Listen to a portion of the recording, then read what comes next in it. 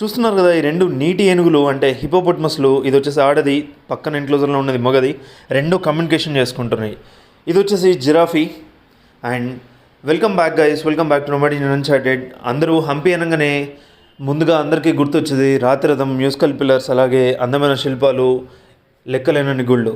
కాకపోతే ఆ హంపిలోనే ఉన్నది మరొక major attraction, Hampi zoological park. So ఇవాళ మనం ఈ వ్లాగ్లో కవర్ చేయబోతున్నది హంపి జూ అనమాట. ఇది main entrance and ticket counter. So మొత్తానికైతే మనము సఫారీ అండ్ జూ టికెట్ తీసుకున్నాము. దీని ప్రైస్ ఏంటి అనేది మొత్తం మనం ఈ వ్లాగ్లో చూద్దాము. సో ఇది ఓవరాల్గా 1.5 hour ఉండబోతుంది ఈ జర్నీ అంతా కూడా. సో మనం కట్ షాట్ చేసి వ్లాగ్ చేసాము. సో ఇది వచ్చేసి బస్ సఫారీ తీసుకున్నాము. మినిమం ఒక 30 members కూర్చునేలాగా బస్ సీటింగ్ ఉంటుంది. సో ఫస్ట్ వచ్చేసి సఫారీలో చూపించింది లయన్, మృగరాజు.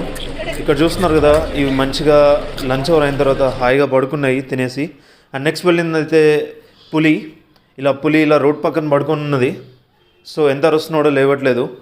అండ్ ఇప్పుడు మనం వచ్చిందైతే జూ. ఇది జూ ఎంట్రన్స్ అనమాట. ఇక్కడ మనం ఫస్ట్ చూడబోదైతే ఉష్ణపక్షి. తెలుగులో ఉష్ణపక్షి అంటే ఆస్ట్రిచ్ అనమాట. ఇది పెద్ద బర్డ్ జాతికి చెందినది. గమనిస్తున్నారు కదా దాని కాళ్ళు ఎంత బలంగా ఉన్నాయనేది. ఈ ఆస్ట్రిచ్ లేదా ఉష్ణపక్షి వెనకలకి రివర్స్లో కూడా పరిగెత్తగలదు. అలాగే ఇది రాళ్ళు కూడా దీన్ని అరిగించుకోగలదు. ఇక్కడ మీకు గమనిస్తున్నారు, ఇది బ్లాక్ కలర్లో ఉంటే ఆస్ట్రిచ్ వచ్చేసి మగదని, white colour or cream colour ఉంటే ఆడది అని. సో ఆడద లాస్ట్లో ఉంది కానీ కనిపించట్లేదు, అది ముందరకు రావట్లేదు. ఇదైతే మగ ఆస్ట్రిచ్. అండ్ ఇక్కడ వచ్చేసి ఇది బబూన్. సో ఇది ఒక రకమైన కోతి, ఆఫ్రికన్ జాతికి చెందిన కోతి ఇది. అండ్ ఇక్కడ వచ్చేసి మనకి నక్కలు అయితే ఉన్నాయి. నక్కలు జనరల్గా చాలా షై ఎనిమల్స్, అంటే మనుషుల దగ్గరగా వెళ్ళినప్పుడు పారిపోవడానికి ప్రయత్నిస్తూ ఉంటాయి. కాకపోతే ఇవి మొత్తం కూడా, ఈ నక్కలన్నీ కూడా ఒక గుంపుగానే ఉంటాయి ఎప్పుడే, కానీ ఒక్కడైతే ఎక్కువ తిరగడానికి ఇష్టపడవు ఇవి. నక్కకి కుక్కకి తేడా ఏంటి అంటే, అక్కడ గమనిస్తున్నది కదా దాని తోక, కుక్క తోక వంకరగా ఉంటుంది, నక్కది ఇలా పొడవుగా ఉంటుంది. సో ఈ నక్కలు చాలా బలంగా కూడా ఉంటాయి. అండ్ నెక్స్ట్ వచ్చేసి మనకి ఇక్కడ ఎన్క్లోజర్లో ఉన్నది హైనా. సో ఈ హైనాలు ఎప్పుడే కానీ గుంపుగానే ఉంటాయి ఎప్పుడు కూడా. ప్లెయిన్ గ్రాస్లాండ్స్లో కానీ లేకపోతే ఎక్కువ మనుషులు తిరిగే స్థలాల్లో ఉంటాయి. కానీ హైనాలతో చాలా జాగ్రత్తగా ఉండాలి.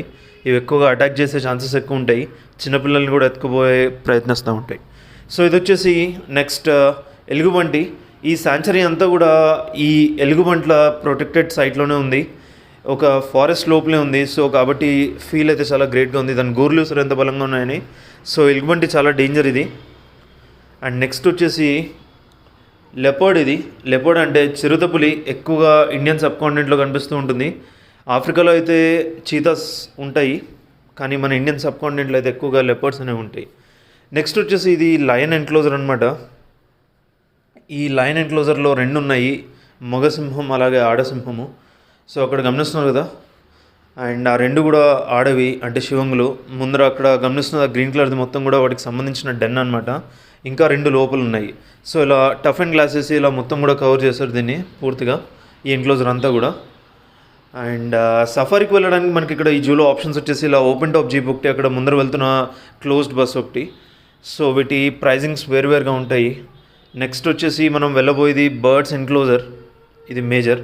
సో బస్కి అయితే టికెట్ జూ ప్లస్ సఫారీకి అయితే 200 రూపాయలు ఒక్కరికి.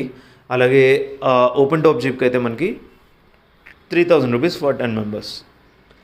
సో నెక్స్ట్ వచ్చేసి మనం ఇక్కడ చూడడానికి వచ్చింది బర్డ్స్ ఐవరీలో ముఖ్యంగా చూసేది ఇది పికాక్స్ అనమాట. ఎంత బ్యూటిఫుల్గా ఉంది చూడండి ఇది. ఈ పికాక్ అనేది ఈ నెమలికి ఉన్న యూనిక్నెస్ ఏంటి అంటే, మగ నెమలి అందంగా ఉంటుంది, ఆడ నెమలి నార్మల్గా ఉంటుంది. సో ఈ నెమలికి ఉన్న స్పెషాలిటీ అదే.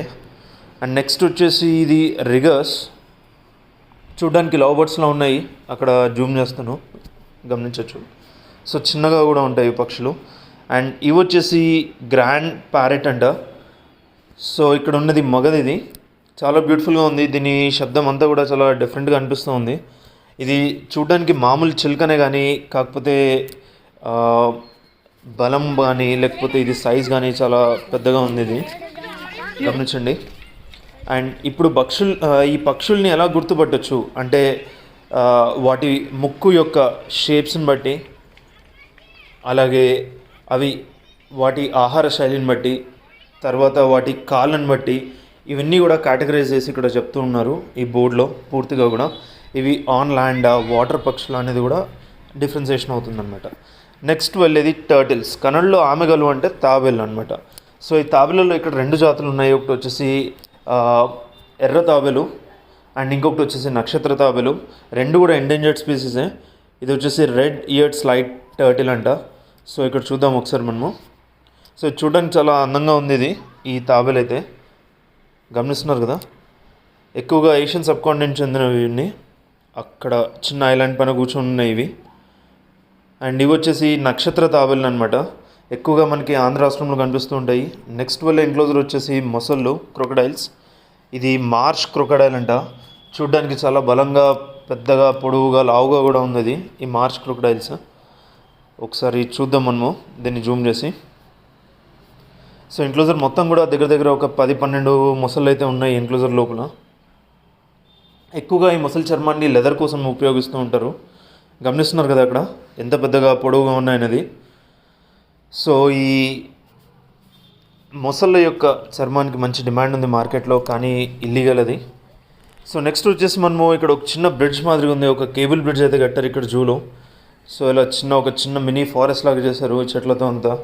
ఈ కేబుల్ బ్రిడ్జ్ అయితే బాగా బ్యూటిఫుల్గా ఉంది. ఇది కేబుల్ సస్పెన్షన్ బ్రిడ్జ్, కాకపోతే కింద చిన్న పిల్లర్ సపోర్ట్స్ అయితే తీసుకున్నారు మొత్తానికి. టోటల్గా అయితే కేబుల్ అయితే కాదు, మినీ పిల్లర్స్ అయితే సపోర్ట్ తీసుకున్నారు. నెక్స్ట్ వచ్చేసి ఎన్క్లోజర్ వచ్చేసి మనకి జిరాఫీ.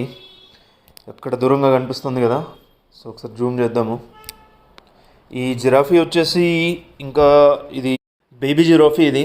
సో ఎక్కువ హైట్ లేదు. అక్కడ గమనిస్తున్న చెట్లు కింద ఉన్న ఆకులు మొత్తం తినేస్తుంది, ఇంకా పైన అందక అలాగే వదిలేస్తుంది. దీనికి ఒక సపరేట్ ఎన్క్లోజర్ అయితే ఇచ్చారు అక్కడ దూరంగా షెడ్ మాదిరిగా.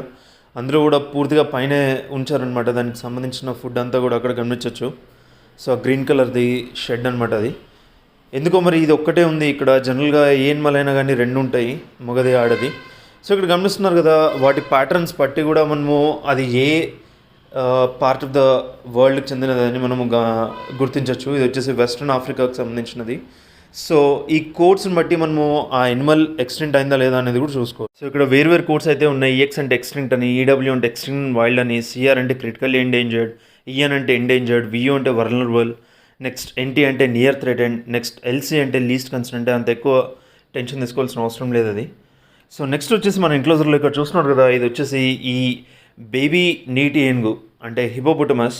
ఇది వచ్చేసి జస్ట్ 2-3 రోజుల కంటే ఎక్కువ కాలేదు ఇది పుట్టి. ఇంకా కళ్ళు కూడా ఓపెన్ చేయలేకపోతుంది, గమనించండి ఇది పూర్తిగా. కాకపోతే దీనికి ఉన్న స్పెషాలిటీ ఏంటంటే పుట్టంగానే వెంటనే కూడా ఈ నీళ్ళలో ఈదగలుగుతాయి. ఒక్కొక్క బేబీ వచ్చేసి 25-30 కిలోలు ఉంటుంది మినిమం. ఇది వచ్చేసి ఆడ నీటి ఏనుగు, పక్కనున్న ఎన్క్లోజర్లో మగ నీటి ఏనుగు ఉంది. ఈ 2 కూడా కమ్యూనికేట్ చేసుకుంటున్నాయి, ఏదో అరుస్తూ ఉన్నాయి గట్టిగా. ఈ ఆడ నీటి ఏనుగు అయితే కొద్దిగా కంట్లో ఉండి బాగా ఏడుస్తూ ఉంది, కన్నీళ్ళు కూడా వస్తున్నాయి కంట్లో ఉండి, గమనించవచ్చు మీరు. సో వాటి భాష ఏందో మనకు తెలియదు కాబట్టి మనం ఏం ట్రాన్స్లేషన్ చేయలేకపోతున్నాం దాన్ని. సో మొత్తానికైతే ఈ హంపీ జూ అయితే తప్పకుండా విజిట్ చేయాల్సిన ప్లేస్ అనమాట. అప్రాక్సిమేట్ ఒక 1.5 hour టైం అయితే పెట్టుకోండి. ఇలా ఓపెన్ టాప్ జీప్స్ అయితే 3000, 10 మంది కూర్చోవచ్చు ఇందులో. మనిషికి 300 లెక్కన పడుతుంది. సఫారీ ప్లస్ జూ బస్ అయితే 200 పడుతుంది మనిషికి. అలాగే క్లోజ్ జీప్స్ అయితే బొలెరో ఇస్తారు, అది అప్రాక్సిమేట్గా మనకి 2000 రూపాయలు ఉంటుంది. అది అందులో 5 నుండి 6 మంది వెళ్ళచ్చు. సో మీరు కనుక అడాప్ట్ చేసుకోవాలి అనుకుంటే ఇక్కడ హంపీ జూలో వాటికి సంబంధించిన రేట్స్ ఇక్కడ మొత్తం డిస్ప్లేలో ఉన్నాయి.